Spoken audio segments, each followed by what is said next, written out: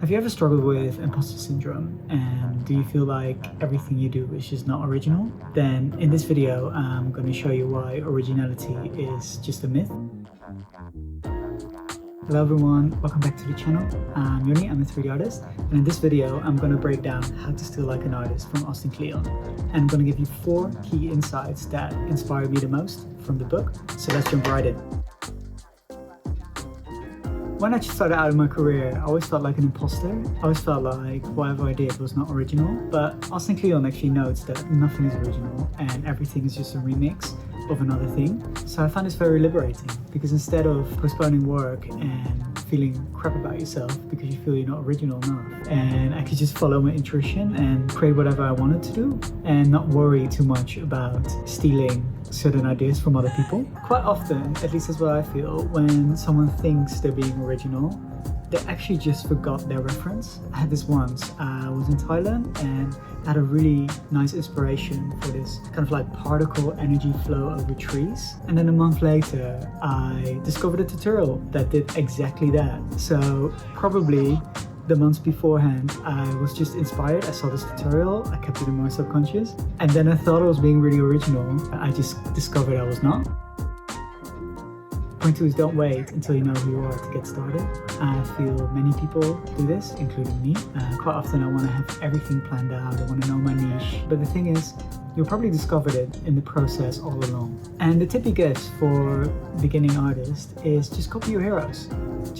It might be slightly controversial, but just rip them off. Try to replicate their work. That way you can build your skills. Like when you're starting out, there's so many new things you need to learn. You need to learn technical skills, creative skills, productivity, and there's just so much to do. So why not learn from the best in the industry and try to replicate them? And the thing you'll probably notice once you try to replicate people that really inspire you, you'll probably fail. And that's a good thing, because when you fail to imitate, you create something that's then unique to you. That way you can kind of discover your own niche, your own style. I think this is a really good way to learn. Like, this is actually quite common practice in other art disciplines. Musicians do that all the time. They play cover songs because they learn from the best in the industry, and then they can apply that knowledge to their own songs. Artists quite often copy other paintings and just try to learn from that. Then they can discover how those artists think and why they do certain things, and you can actually learn a lot from that in the process. And once you've done that, the next step is kind of to pick certain elements apart. So when you see a beautiful piece of work, you can just look at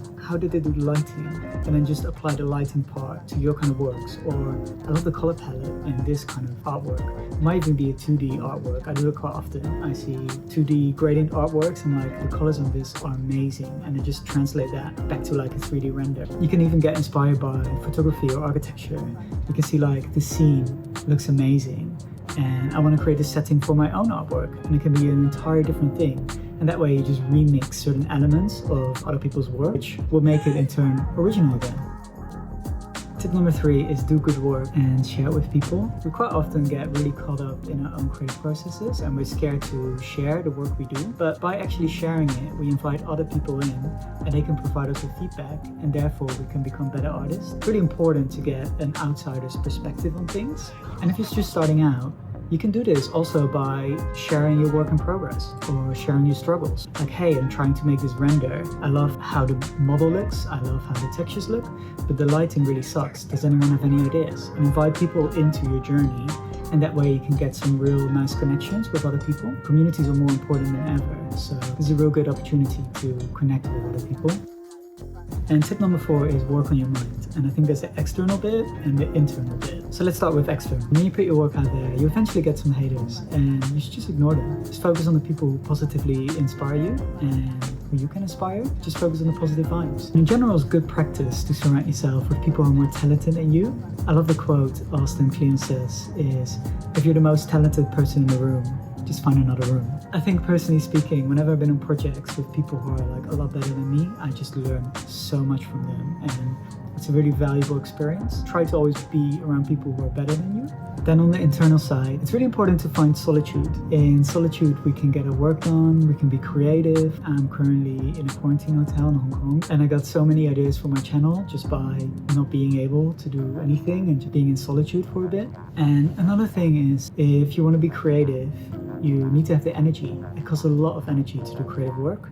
So therefore, be well rested, sleep well, have a routine so you can put all your energy into your creative work. Another tip is get a habit tracker. So when you want to get a big project done, you should utilize the power of compounding. Do little bits every single day and keep in the flow. So every day you want to do a certain thing, you write it down, you have a tick, and once you have a chain of days you've done the job, you're actually more likely to stick with it because you don't want to break the chain. And it's a really powerful way to build habits that last.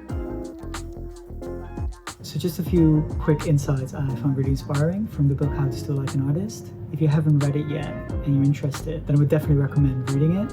If you're struggling to stay inspired, then I made a video about how to stay inspired as a creator. And that's it for now. I'll see you in the next video.